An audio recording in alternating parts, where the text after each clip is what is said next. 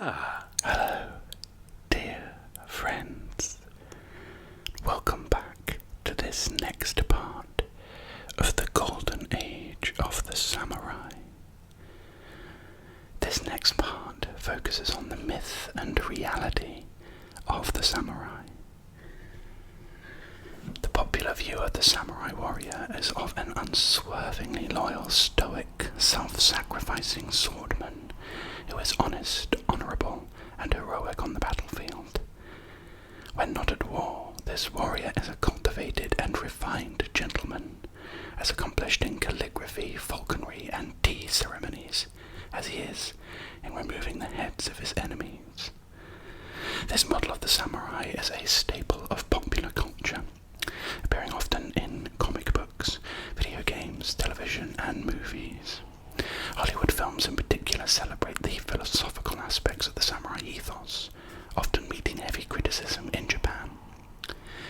Now this could be quite interesting because there is something very stereotypical about the samurai, the West's samurai association to Japan, isn't it? You think of Japan and you start to generalize the culture of a country, just as we do with any country. You think of things like samurai, sushi, Mount Fuji, electronics. So it would be really interesting to disperse that. One Japanese reviewer noted that the samurai character of Katsumoto in the 2003 film The Last Samurai was so pious that he set my teeth on edge. Similarly, a 2013 film that aimed to recast the story of the 47 Ronin bombed in Japan.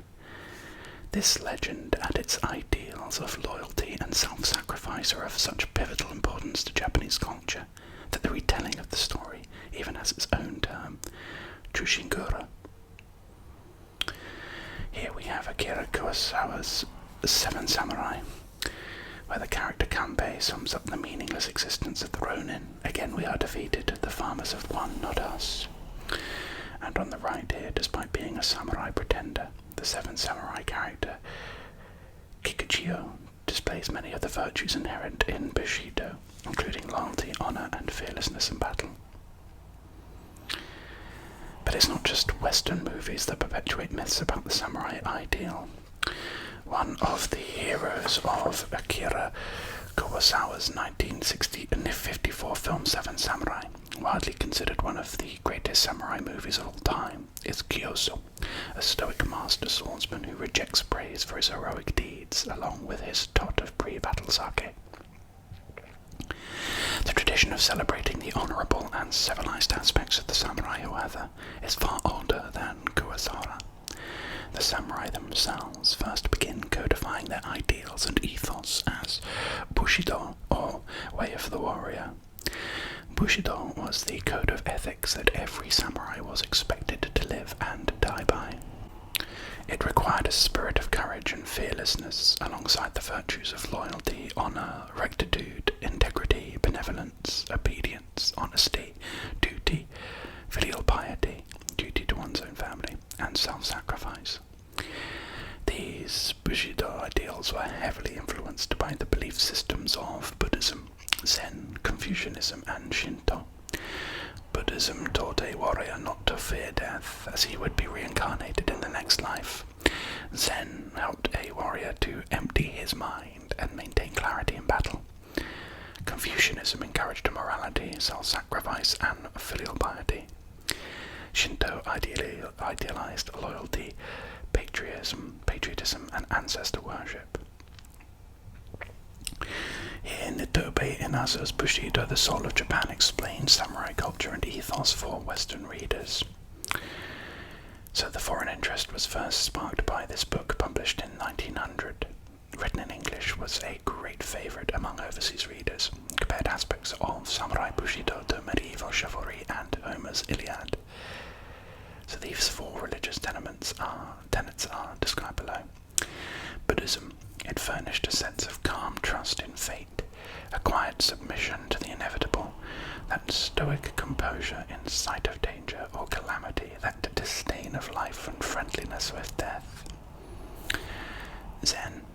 Its method is contemplation, and its purport to be convinced of a principle that underlies all phenomena, and, if it can, of the absolute itself, and thus to put oneself in harmony with this absolute. Whoever attains to the perception of the absolute raises himself above mundane things. Shinto. The tenets of Shintoism cover the two predominating features of the emotional life of our race: patriotism and loyalty. Such loyalty to the sovereign, such reverence for ancestral memory, and such filial piety are not taught by any other creed, were inculcated by the Shinto doctrines, imparting passivity to the otherwise arrogant nature of the samurai. And Confucianism. The teachings of Confucius were the most prolific source of Bushido. His enunciation of the 5 moral relations between master and servant, father and son, husband and wife, older and younger brother, and between friend and friend, was but a confirmation of what the race instinct had recognized before his writings were introduced from China. Here we have Minamoto Yoshitsune facing down the approaching Taira fleet, and despite his heroic image, Yoshitsune was not skilled with a bow, ended up dropping it in the sea. Oh dear, well, the winners get to write history, don't they? I suppose if I dropped my bow in the sea, the first thing I'd ask for is a commissioned painting of me taking out a fleet with that bow. Nobody needs to know, do they? So the foundation for the Bushido ideology was laid in the 9th century, when a warrior's most valued attributes were his military skills and fortitude in war. But it was not long before the samurai were expected to be more than just courageous fighters. The best warriors were eulogized in the early medieval war chronicle, the Heike Monogatari, as self-sacrificing, respectful, and utterly devoted to their clan.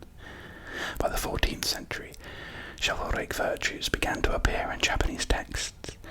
From then on, samurai were encouraged to combine their military prowess with kindness, frugality, honesty, and integrity. These principles became an integral part of the samurai code, which from the 17th century had a name: Bushido. It was therefore during the 17th century and the ensuing 250 years of peace, ushered in by Tokugawa Ieyasu, that texts on Bushido began to appear in great quantities. At this time, when warriors were left without wars to fight, there was a great need to define the samurai's purpose in the modern world. Ieyasu himself encouraged samurai forays into the cultural pursuits of poetry, calligraphy, and tea ceremonies, to distract the warriors and give balance to their more bloodthirsty attributes. Ieyasu had also promulgated the study of Confucianism as a way of civilizing samurai warriors and preparing them for their new role as administrators of peacetime Japan. Bushido literature from the 17th century is therefore often highly philosophical. There is also a variety of texts from this time with different writers expressing the ethos, background, and application of Bushido in different proportions. Usually special emphasis was placed on the samurai conducting themselves as refined and cultivated warriors, with long sections on the new application of their martial principles in peacetime. Tea ceremonies were a great favourite here, with Toyotomi Hideyoshi, although he ordered his tea ceremony master Sen no Rikyu to commit seppuku.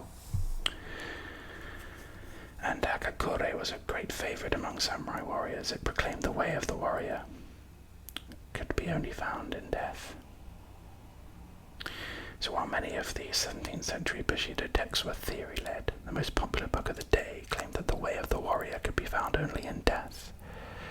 Hakakure, or Fallen Leaves, was Samurai Yamamoto Tsutono's version of the Way of the Warrior, published some years after his death in 1719. Hakakure was a favourite among Edo period warriors, as it contradicted contemporary Bushido texts that focused on chivalry and gentlemanly values. Instead, Hakakure argued that a warrior's life should be devoted to one's master and the preparation for death. The text begins, "Although it stands to reason that a samurai should be mindful of the way of the samurai, it would seem we are all negligent. Consequently, if someone were to ask, what is the true meaning of the way of the samurai, the person who would be able to answer properly is rare. This is because it has not been established in one's mind beforehand. From this, unmindfulness of the way can be known. The way of the samurai is found in death. When it comes to either or, there is only the choice of death. It is not particularly difficult. Be determined in advance. To say that dying without reaching one's aim is to die a dog's death is the frivolous way of the sophisticates. When pressed with the choice of life or death, it is not necessary to gain one's aim.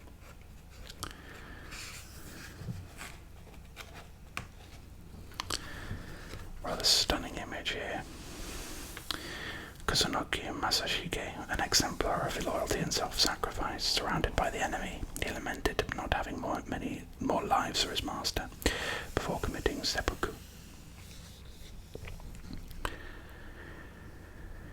So the words, in terms of the texts, often concentrated on what it meant to be a samurai warrior, rather than providing practical military applications of how to perform as one.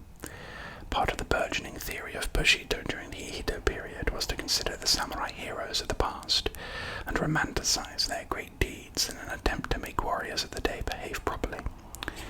The heroic exploits of past great samurai were accounted with sentimental flourishes in artworks, poems, plays, and books. These warriors usually appeared to be Bushido purists, cultivated, unshakably loyal, self-sacrificing, educated in the arts of war, indomitable on the battlefield, and oddly often fated to lose. So an often cited example is Kusunoki Masashige, a legendary 14th century Japanese warrior, and a great exemplar of loyalty and self-sacrifice. Masashige became a legend when he was ordered by Emperor Go-Daigo to lead an army into a battle he knew he could not win, but rather than refuse his master or even question his logic, Masashige marched off to his death. After his assessment was proved correct and the battle lost, Masashige, his brother, and a handful of samurai retainers took refuge in an abandoned farmhouse as the enemy closed in. It was here they all committed seppuku, but before making the final cut, Masashige and his brother lamented not having 7 more lives to devote to the emperor's service. Fidelity until death was considered the most important Bushido virtue, but there was also a particular appeal in the blindly loyal samurai who had been betrayed and outcast. One example was Minamoto Yoshitsune, the samurai hero of the 12th century Genpei War, and the subject of countless books, plays, and poems. Like Masashige, Yoshitsune was something of a samurai archetype, refined, educated, and trained in the arts of war, young, dashing, and successful with women, loyal and self-sacrificing. But in the end he was doomed to failure. It is this last point that appears to make Yoshitsune such an attractive historical figure in Japan. Despite winning the Genpei War on behalf of the Minamoto and being blindly devoted to his clan leader and brother Yoritomo, Yoshitsune's destiny is to be condemned as an outlaw. Minamoto Yoshie was considered the 11th century's quintessential samurai warrior. He was cultured, fearless, and usually respectful of his enemies. And here is the warrior monk Benkei, who swore his lifelong allegiance to Minamoto Yoshitsune after Yoshitsune defeated him in hand-to-hand combat on the Gojo Bridge in Kyoto. So the fatal appeal of the lone, ostracized samurai is a celebrated theme in Japanese folklore. Yoshitsune's story is also an example of when the line between fact and fiction in samurai legend becomes blurred, as the tale crosses over into mythology. A good example is Yoshitsune's right-hand man, Benkei, a giant 6'6" man with wild hair and godlike strength who never leaves Yoshitsune's side. It is Benkei who holds off an army of attackers in the couple's final hours so that Yoshitsune is able to commit seppuku. Although his body is riddled with arrows, Benkei remains standing until a horseman knocks him down. He has been dead for some time, but continues to stand guard for his master even in death. As Benkei was mythologized through the ages, he became something of an impossible figure in his virtuousness.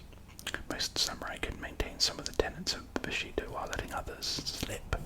One such case is Minamoto Yoshie, considered the 11th century's quintessential samurai warrior.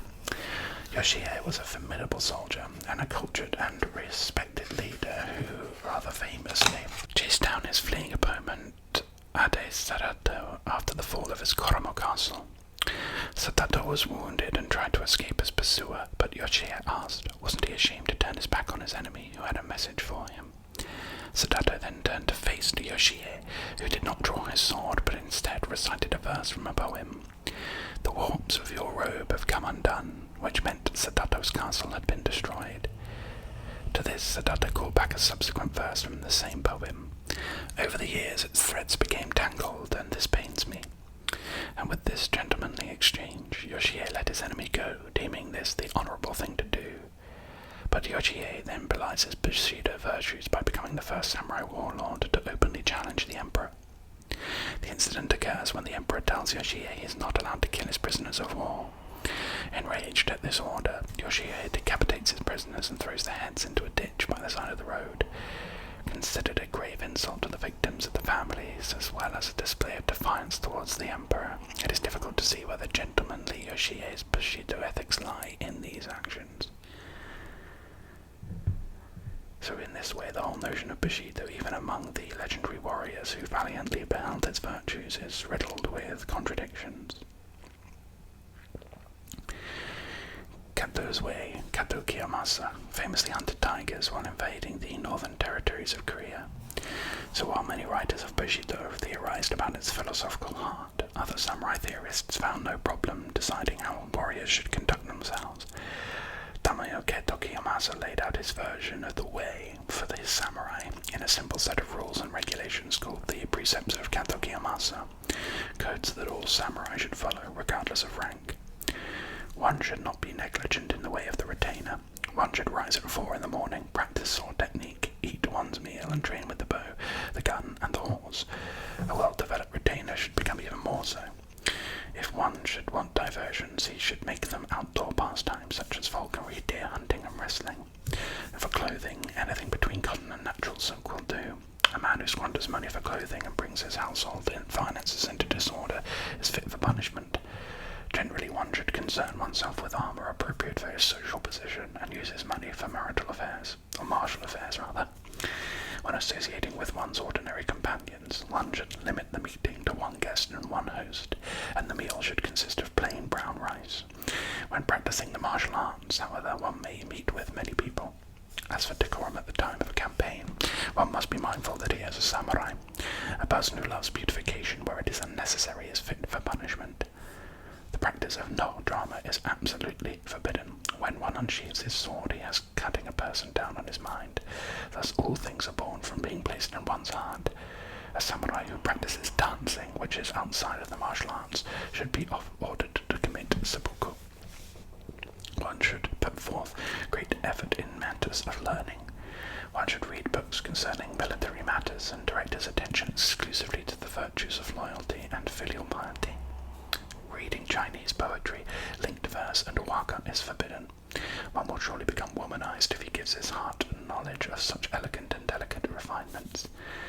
That's hilarious. Reading poetry makes you female, eh? I suppose, even in, throughout history we see ignorant gender profiling. Having been born into the house of a warrior, one's intention should be to grasp the long and the short swords to die. If a man does not investigate the matter of Bushido daily, it will be difficult for him to die a brave and manly death. Thus it is essential to engrave this business of the warrior into one's mind well. The above conditions should be adhered to night and day. If there's anyone who finds these conditions difficult to fulfill, he should be dismissed. An investigation should be quickly carried out. It should be signed and sealed that he was unable to mature in the way of manhood, and he should be driven out. On this there can be no doubt. Here the Mongol invasion showed the samurai that their traditional notions of honour in warfare were of little interest to foreign invaders.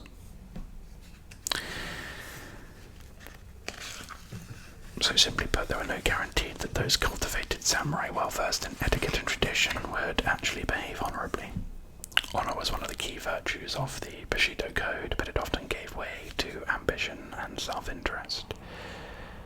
The codes of Bushido were also sometimes inconsistent in their messages about honour.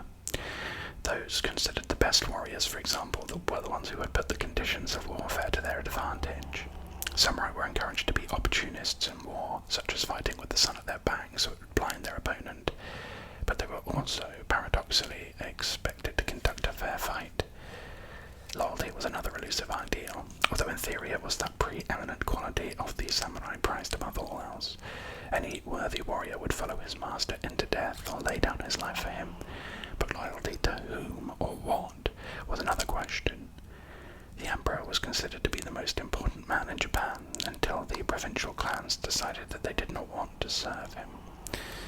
He was then replaced with a shogun or regent, but shoguns too were capable of disloyalty.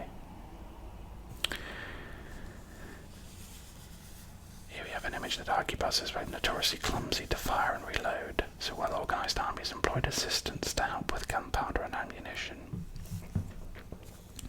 And here samurai warriors are expected to die an honourable death by the sword, and those defeated in battles could retain their honour by committing seppuku. Samurai would follow their shogun or clan leader to the ends of the earth, but their fidelity was often rewarded with death or betrayal. Loyalty to one's clan was thought essential, but brothers would not hesitate to kill each other to better their position. The stories of the great samurai heroes are therefore parables of loyalty to one's clan, one's emperor, one's master, and oneself, which don't reflect the darker reality. It is the complex relationship with this topmost Bushido virtue that defined the legacies of the samurai, but their actions often confuse rather than clarify the ethos of Bushido. Here we have Takeda Shingen among the last of the old guard of samurai gentlemen. He is seen here in a war council with his generals. Rather interesting layout, almost like stickers, like transfers. Here's a statue, an epic-looking statue of Takeda Shingen, who was in the end entirely undone by the Kikuchu upstarts Oda Nobunaga and Tokugawa Ieyasu. Almost like the powerful oxen stance and the brute force and power indicated by the silhouette there is really interesting. So while epic texts extol the Bushido exploits of ancient samurai, similar versions about the warriors of the 1467 to 1615 Sengoku Jidai are less easy to find. This is in part because the ideals of warfare changed following the failed Mongol invasions of Japan in the 13th century. This was the first time samurai had to contend with a foreign enemy. They soon found that their opponents cared little for battleground etiquette or honour in warfare. The Mongols committed terrible atrocities against the civilians of Tsushima Island, who they then hanged on the masts of their ships. Most of you are familiar with the video game Ghost of Tsushima. You'll have played through this story of the Mongol invasion. When the samurai on Kyushu saw their half-dead compatriots suspended from the Mongol ships sailing towards them, notions of whistling arrows to begin mounted duels quickly became irrelevant. A further shock was the advanced Mongol weaponry, volleys of poisoned arrows and exploding iron bombs hurled by large catapults. The use of gunpowder in battle became a common feature of samurai warfare when it was introduced to Japan in the mid-16th century. In effect, this made methods of warfare of old defunct. The purpose behind a mounted duel was for two gentlemen warriors of equal rank and social standing to meet for consensual combat. This was considered the honourable way to allow for samurai of standing to die, but now anyone could be killed by a lowly foot soldier, so it amounted to a considerable loss of face for the deceased warrior's family, and the introduction of the arquebus ensured it happened on a regular basis. So despite the establishment of the arquebus on the field of combat, two opposing generals maintained a battle decorum according to the traditions of old. Takeda Shingen and Yusuke Kenshin made sure their army met at the same place to do battle every year, and would withdraw their forces out of respect if one side appeared to have the upper hand. Yusuke Kenshin also supplied Takeda Shingen with salt during a campaign when he heard his counterpart had run out. Kenshin was said to have sat and wept when news reached him of Shingen's demise. In the end, the Takeda were outdone by Oda Nobunaga's forces, which used brand new arquebuses to deadly effect. Gentlemanly generals like Shingen and Kenshin quickly became outdated when pitted against the upstarts Nobunaga, Toyotomi, and Ieyasu. was during their reign that the role of the samurai changed, as the low overcame the high and noble pretensions became secondary to victory and the seizure of power. The final outcome of this was the rise of Bushido in the public consciousness and its codification during the Tokugawa shogunate. But what about the role of Bushido during the time of Nobunaga, Hideyoshi, and Ieyasu? Did the essential tenets of Bushido, honor, bravery, integrity, loyalty, self-sacrifice, filial piety make an appearance during this time, or were they only associated with their predecessors, the samurai warriors of old? Bravery was certainly never lacking during the history of the samurai. It was often found coupled with self-sacrifice. A good example occurs during the build-up to the 1575 Battle of Nagashino. Here, surrounded by besieging Takeda retainers, Tori Tsunemon managed to creep past the enemy and run through the night to alert Nobunaga. But Tsunemon was caught as he tried to re-enter the castle and was made an offer for his life. So tied to a cross and lifted up to the walls of Nagashino Castle with a spear at his ribs, Tsunemon had the chance to lie to the inhabitants and tell them that no help was on its way and live, or tell them Nobunaga was coming and lose his life. Like a true samurai, Tsunemon chose death. Integrity and honor were harder to find in the 16th century, and there are certainly many examples of their absence. Oda Nobunaga ordered the murder of thousands of innocent men, women, and children in the monastery at Mount Hiei and the razing of Nagashima Castle. None of its 20,000 inhabitants escaped the flames. Nobunaga's successor Toyotomi Hideyoshi was also guilty of heinous crimes against the code of Bushido. He commanded his tea ceremony master Sen no Rikyu to commit seppuku on a whim, and then forced his heir, Hidetsugu, to do the same. He then ordered the public execution of Hidetsugu's young children and 30 women who had served him. Hideyoshi's courage in war was legendary, but as in his last days he often ordered the beating to death of any attendant who annoyed him. Oh dear, it would be very difficult to follow through on those orders, surely. Here is an image of Tori Tsunemon heroically creeping past the Takeda's traps to raise the alarm for Nagashino Castle, but the Takeda ensnared him on his return. And here the Nobunaga is pictured at the Battle of Okayama. So Tokugawa Ieyasu was little better. He famously broke his deathbed promise to his predecessor Hideyoshi by warring with his heir Hideyori so he could seize power for himself. He later trained his cannon on the residential quarters during the siege of Osaka because he knew Hideyori's mother would be seeking refuge there. But Ieyasu, Hideyoshi, and Nobunaga were not alone in their misdeeds. Disloyalty in particular was a common trait among the generals and daimyo of the age. One of Nobunaga's generals, Akechi Mitsuhide, committed the ultimate betrayal when he ordered his men to assassinate their commander in 1582. Nobunaga, as if to counterpoint Mitsuhide's crime, did the honourable thing, according to Bushido, and committed seppuku in the face of death. Here is a photographic reenactment, at least I hope it's a photographic reenactment, of a samurai committing seppuku, or belly slitting. So those warriors who left some of their viscera hanging from the wound were considered the bravest. If the 16th and early 17th century present many examples of the tenets of Bushido being broken, the honourable death by seppuku still remains a reliable constant. The period often includes examples of seppuku by men otherwise bereft of Bushido virtue. Shibata Katsui, who, for example, broke the terms of the Kyosu Conference and attacked his ally Hideyoshi, committed seppuku alongside his family and 80 retainers when he faced defeat. Katsui's partner in crime, Oda Nobutaka, a man lacking not only in integrity, bravery, and loyalty, but also common sense, followed Katsui's example of honour in death.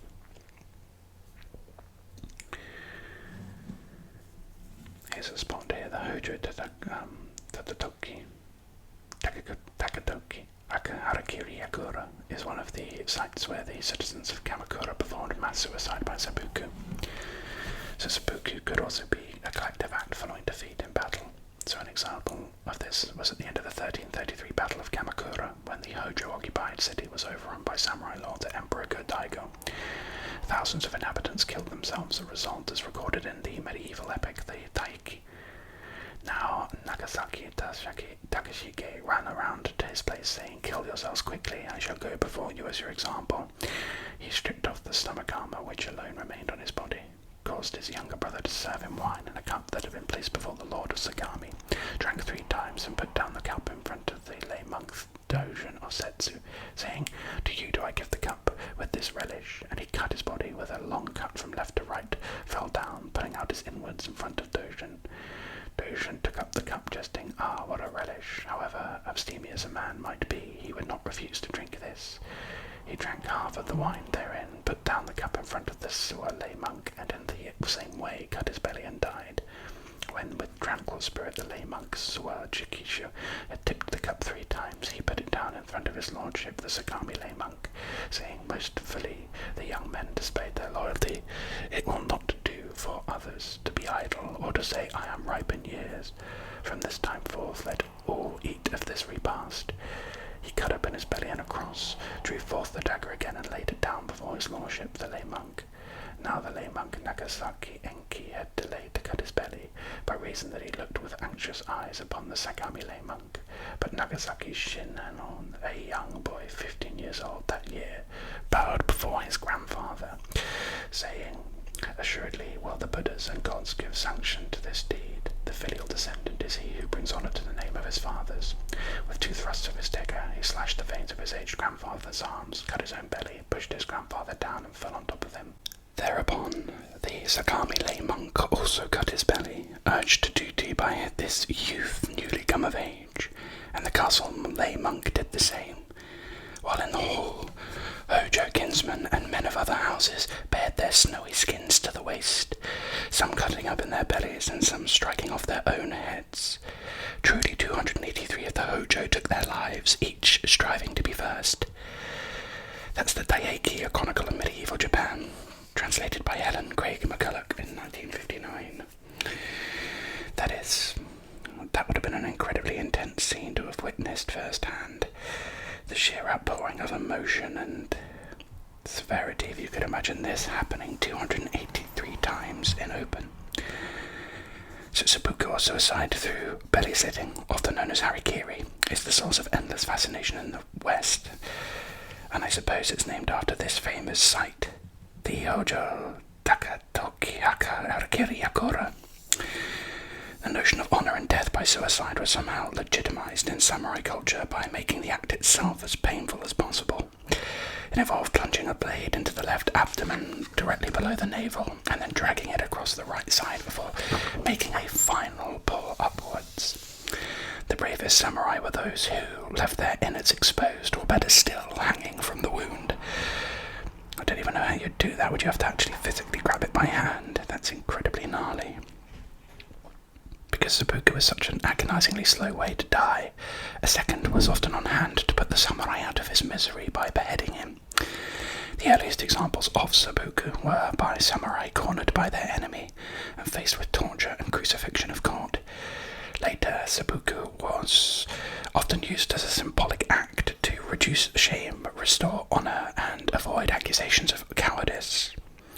Disgraced samurai would commit seppuku to show their contrition, or as a form of protest, or simply because they were ordered to do so. Seppuku was often a display of devotion to one's master. Here it was particularly revered as a display of the Bushido ideals of loyalty and self-sacrifice.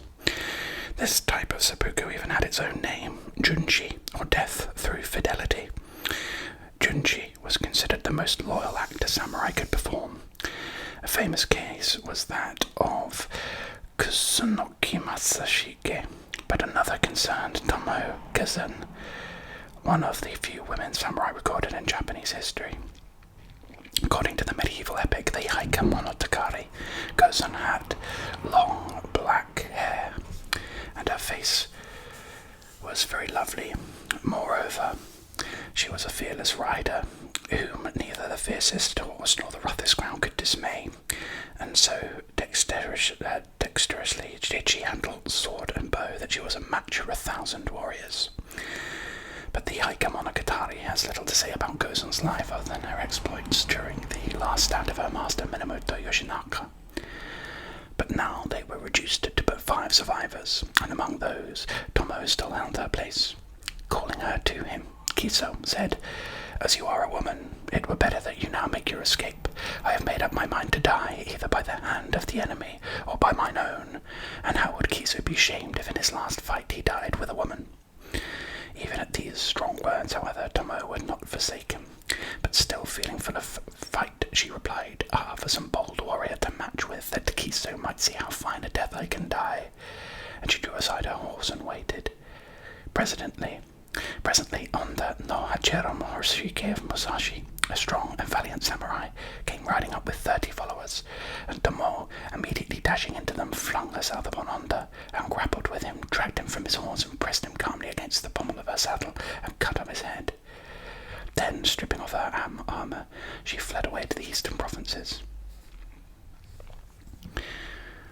And that's an intense tale, isn't it?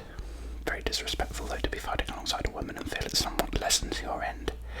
Here she was, battling and assailing during the last stand of her master, Minamoto Yoshinaka.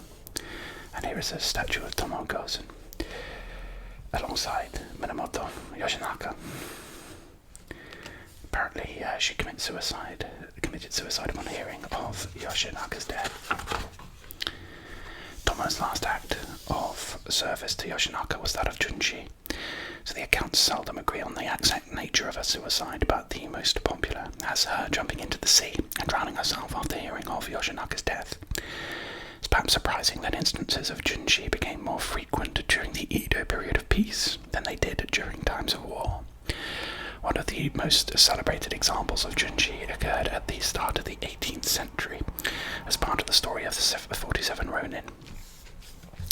They're pictured here advancing on Kira Yoshinaka's home. Their retribution came 1 year after his actions caused the death of Naganori. And here we are, Daimyo Asano Naganori is told to commit Seppuku by the emperor as part of the story. So the story of the 47 Ronin began in 1701, when Daimyo Asano Naganori was visiting Edo Castle.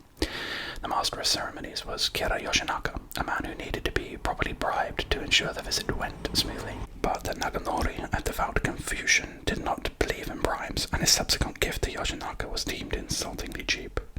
Yoshinaka decided to challenge and humiliate him. He openly mocked the Daimyo and made faces at him, until an enraged Naganori attacked Yoshinaka with his wakizashi. Luckily, Naganori was pulled off Yoshinaka before he was seriously hurt, but the castle official did receive a cut to the face.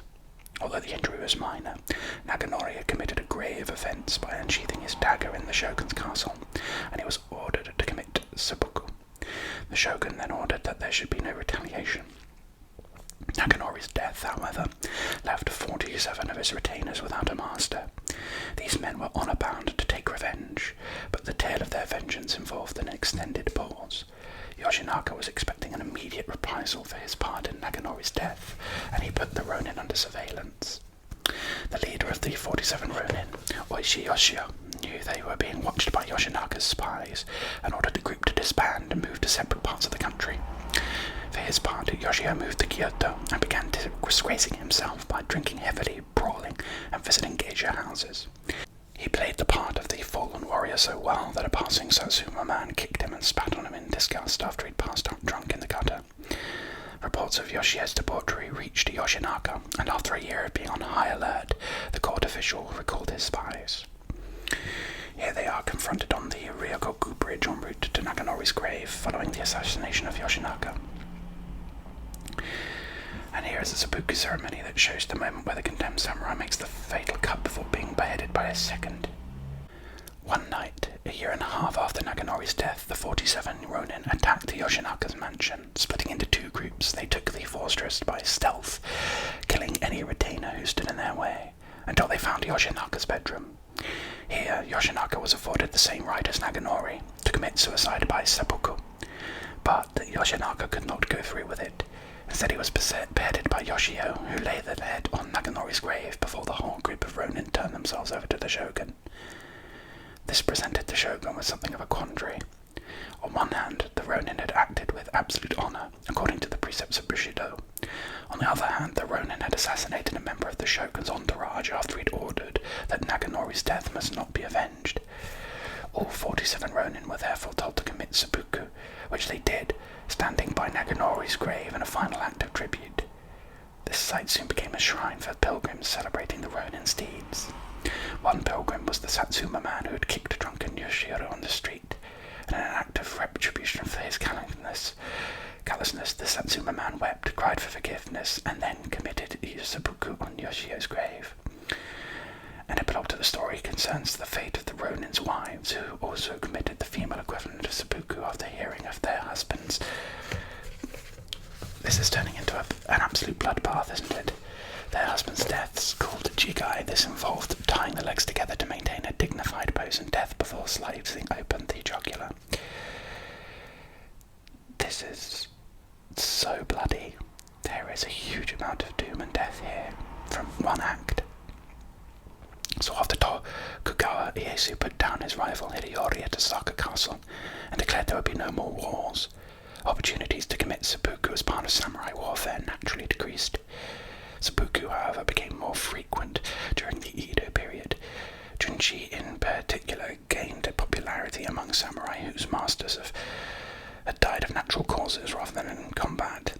And ironically, it was also the lack of combat that led directly to the rise in seppuku, not as junshi, but as a form of capital punishment. Forced suicide arose out of Ieyasu's edict of no more wars. His disbanding of the provincial armies made tens of thousands of samurai instantly unemployed, and many were forced to join the already high numbers of ronin drifting aimlessly around the country. A great deal of troublemaking ensued, as out-of-work samurai became involved in brawling, womanizing, stealing, and hiring themselves out as swordsmen. All of these offences were punished in the same way, seppuku.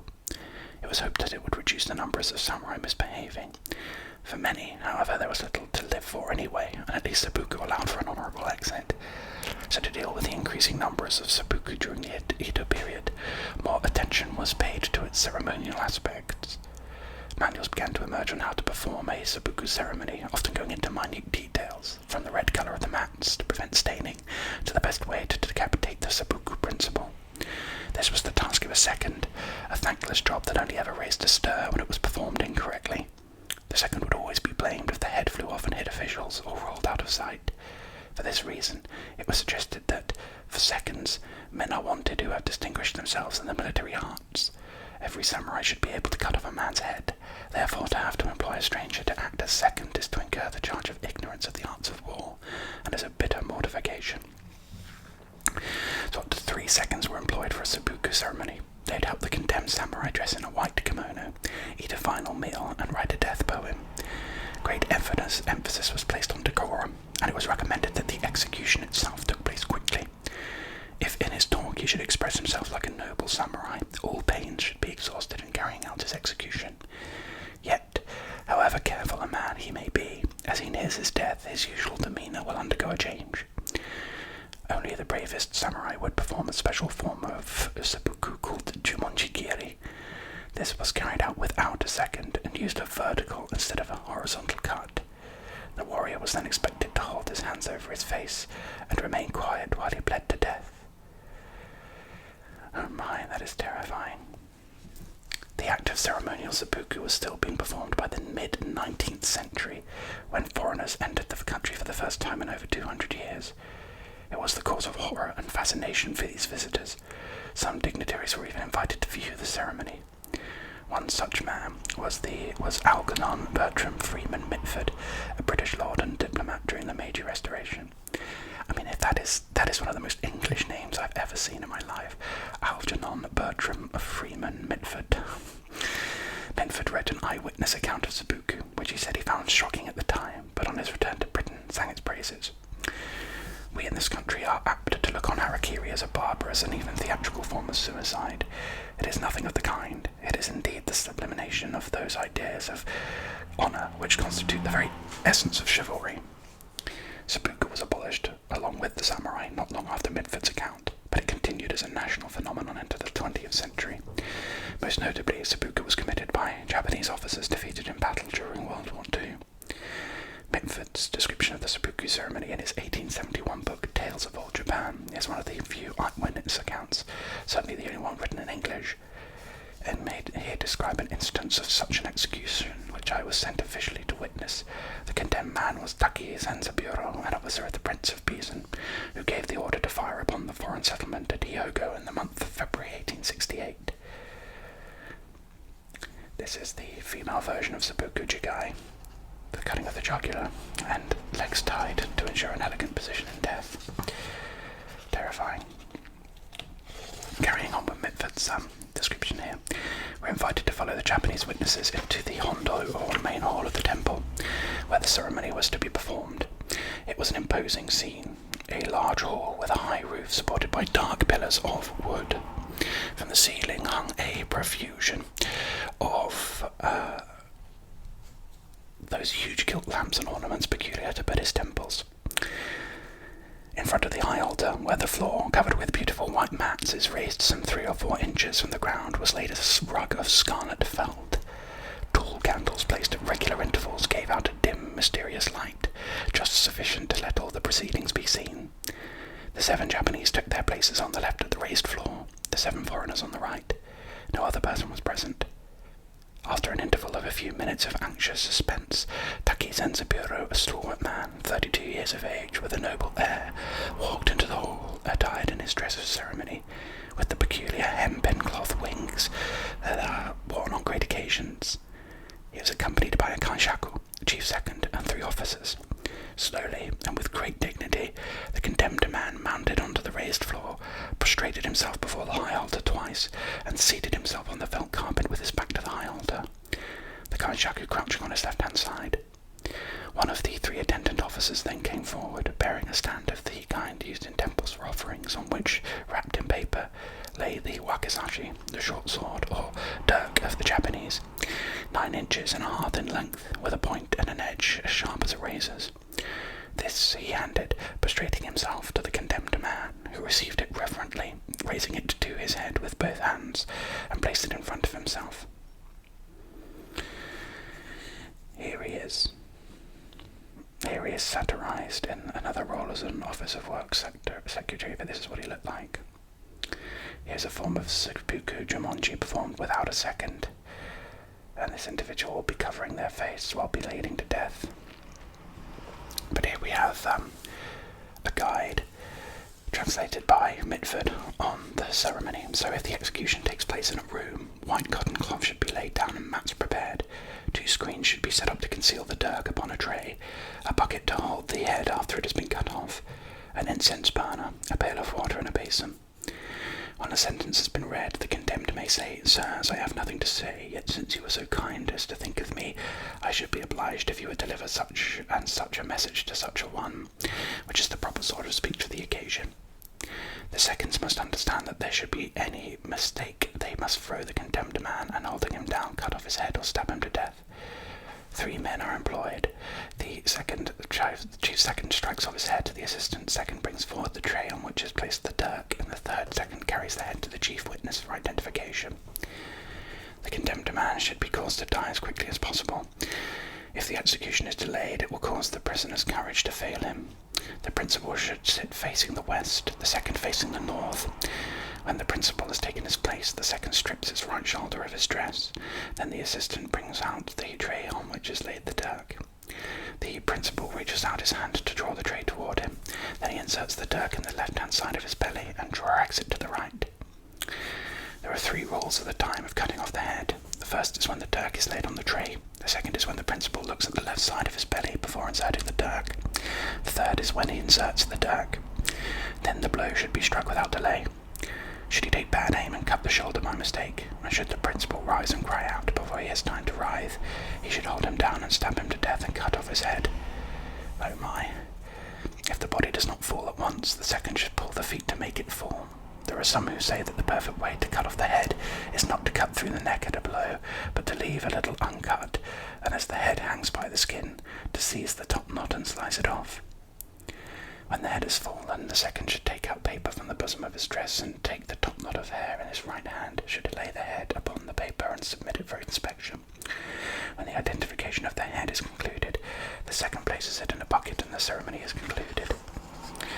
So whereas I'm sure there is a lot of honour in this ceremony and a lot of elegance, pomp, it sounds horrific. I bet it's an absolutely horrific thing to witness. Here's a ceremonial Seppuku dagger. Carrying on with the account, of course. After another profound obeisance, Taki Senzaburo, in a voice which betrayed just so much emotion and hesitation as might be expected from a man who is making a painful confession, but with no sign of either in his face or manner, spoke as follows. I, and I alone, unwarrantably gave the order to fire on the foreigners at Kobe, and again as they tried to escape. For this crime I disembowel myself, and I beg you who are present to do me the honour of witnessing the act. Bowing once more, the speaker allowed his upper garments to slip down to his girdle and remain naked to the waist. Carefully, according to custom, he tucked his sleeves under his knees to prevent himself falling backwards, for a noble Japanese gentleman should die falling forwards. Deliberately, with a steady hand, he took the dirk that lay before him. He looked at it wistfully, almost affectionately. For a moment he seemed to collect his thoughts for the last time, and then stabbing himself deeply below the waist on the left-hand side, he drew the dirk slowly across to the right side, and turning it in the wound, gave a slight cut upwards. During this sickeningly painful operation he never moved a muscle of his face. When he drew out the dirk, he leaned forward and stretched out his neck. An expression of pain for the first time crossed his face, but he uttered no sound. At that moment, the Kaishuku, who had still crouching by his side, had been keenly watching his every movement, sprang to his feet, poised his sword for a second in the air. There was a flash, a heavy, ugly thud, a crashing fall. With one blow the head had been severed from the body.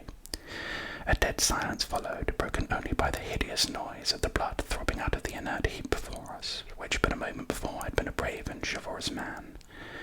It was horrible. The Kaishaku made a low bow, wiped his sword with a piece of paper, which he had ready for the purpose, and retired from the raised floor. And the stained dirk was solemnly borne away, a bloody proof of the execution. The two representatives of the Mikado then left their places, and crossing over to where the foreign witnesses sat, called us to witness that the sentence of death upon Taki Senzaburo had been faithfully carried out.